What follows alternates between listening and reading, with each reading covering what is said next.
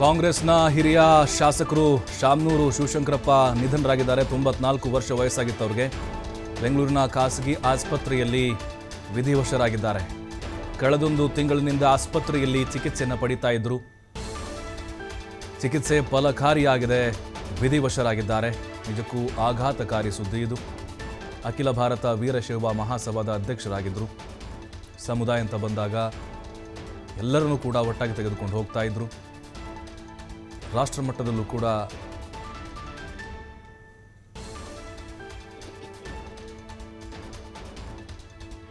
ಈ ಬಗ್ಗೆ ಮತ್ತಷ್ಟು ಮಾಹಿತಿ ಕೊಡ್ತಾರೆ ನಮ್ಮ ಪ್ರತಿನಿಧಿ ರಾಕೇಶ್.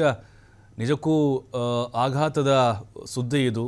ಕಾಂಗ್ರೆಸ್ ಪಾಳೆಯಕ್ಕೆ ಒಂದು ನೋವಿನ ಸಂಗತಿ. ಹಿರಿಯ ಕೊಂಡಿ ಕಳಿಸಿದಂತಾಗಿದೆ. ಸದ್ಯಕ್ಕೆ ಏನೆಲ್ಲ ಮಾಹಿತಿ ಸಿಗ್ತಾ ಇದೆ, ಅದರ ಜೊತೆಗೆ ಯಾರೆಲ್ಲ ಆಸ್ಪತ್ರೆಗೆ ಧಾವಿಸ್ತಾ ಇದ್ದಾರೆ, ಎಷ್ಟು ದಿನಗಳಿಂದ ಇವರು ಚಿಕಿತ್ಸೆಯನ್ನು ಪಡಿತಾ ಇದ್ರು ಅಂತ? ಪ್ರಭು, ಕಾಂಗ್ರೆಸ್ನ ಹಿರಿಯ ನಾಯಕರಾಗಿದ್ದಂತಹ ಶಾಮನೂರು ಶಿವಶಂಕರಪ್ಪ ಅವರು ಇಂದು ಸಂಜೆ 6:40 ವೇಳೆಗೆ ವಿಧಿವಶರಾಗಿದ್ದಾರೆ.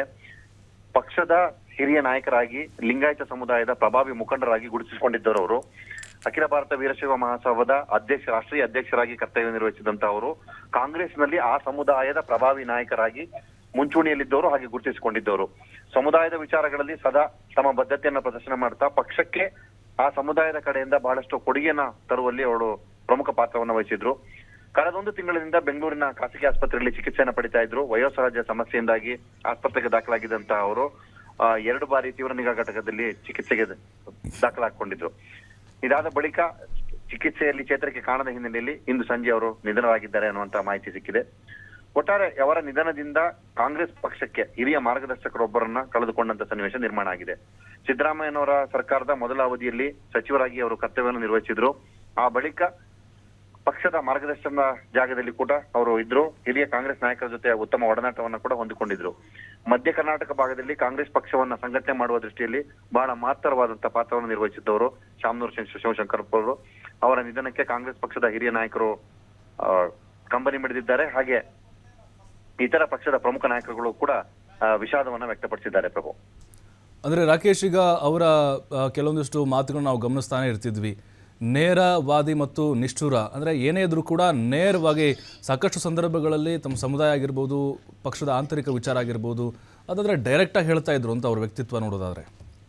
ಹೌದು, ಶಾಮನೂರು ಶಿವಶಂಕರಪ್ಪ ಅವರನ್ನ ಪಕ್ಷದಲ್ಲಿ ಕರೀತಾ ಇದ್ದಿದ್ದು ನೇರ ನುಡಿ ವ್ಯಕ್ತಿತ್ವದ ವ್ಯಕ್ತಿ ಅಂತಲೇ. ಹಿಂದಿನಿಂದಲೂ ಕೂಡ ನೇರ ಮಾತುಕತೆಗಳಿಂದ ಪಕ್ಷದ ಹೈಕಮಾಂಡ್ ವಲಯದಿಂದಲೂ ರಾಜ್ಯ ವಲಯಕ್ಕೂ ಕೂಡ ಅಷ್ಟೇ ಬಿರುಸಾದ ಮಾತಿನ ಮುಖಾಂತರವೇ ತಮ್ಮನ್ನ ಮತ್ತು ಪಕ್ಷದೊಳಗೆ ತೊಡಗಿಸಿಕೊಂಡಿದ್ದಂತಹ ನಾಯಕರಾಗಿ ಅವರು ಬಿಂಬಿಸಿಕೊಂಡಿದ್ರು.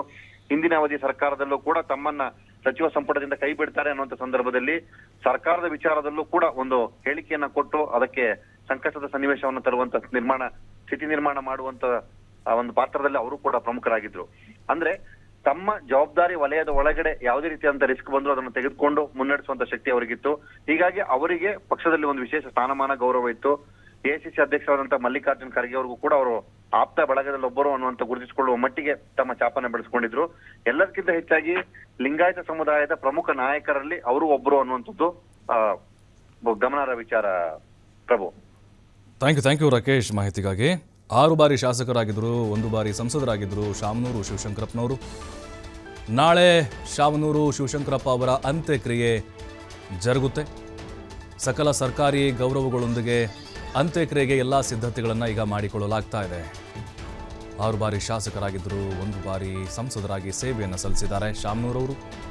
5 ದಶಕಗಳ ಸುದೀರ್ಘ ರಾಜಕೀಯ ಅವ್ರದ್ದು. ಒಂದೇ ಬಾರಿ ಮಾತ್ರ ಸೋಲನ್ನು ಕಂಡಂಥವ್ರು. ಅಂದರೆ ಹೆಚ್ಚು ಜಯವನ್ನು ನೋಡಿದಂಥವ್ರು ಇವರು. ಜಾಸ್ತಿ ಸೋಲನ್ನು ಕಂಡೇ ಇಲ್ಲ. 1 ಬಾರಿ ಮಾತ್ರ ಸೋತಿದ್ದು. ಸಕಲ ಸರ್ಕಾರಿ ಗೌರವದೊಂದಿಗೆ ಅವರ ಅಂತ್ಯಕ್ರಿಯೆಗೆ ಎಲ್ಲ ತಯಾರಿಗಳನ್ನು ಮಾಡಿಕೊಳ್ಳಲಾಗ್ತಾ ಇದೆ. 3 ಮಕ್ಕಳನ್ನು ಹೊಂದಿದ್ದಾರೆ. ಅಪಾರವಾದಂಥ ಬಂಧು ಬಳಗ, ಅಪಾರ ಸಂಖ್ಯೆಯಲ್ಲಿ ಅಭಿಮಾನಿಗಳನ್ನು ಕೂಡ ಸಂಪಾದನೆ ಮಾಡಿದ್ದಾರೆ ಶಾಮನೂರು ಶಿವಶಂಕರಪ್ಪನವರು. ಶಿಕ್ಷಣವಾದಿಯಾಗಿದ್ದರು, ಕೈಗಾರಿಕೋದ್ಯಮಿ ಆಗಿದ್ದರು. ಸಾಕಷ್ಟು ಶಿಕ್ಷಣ ಸಂಸ್ಥೆಗಳನ್ನು ಕೂಡ ಇವರ ಒಡೆತನದಲ್ಲಿದ್ದಾವೆ.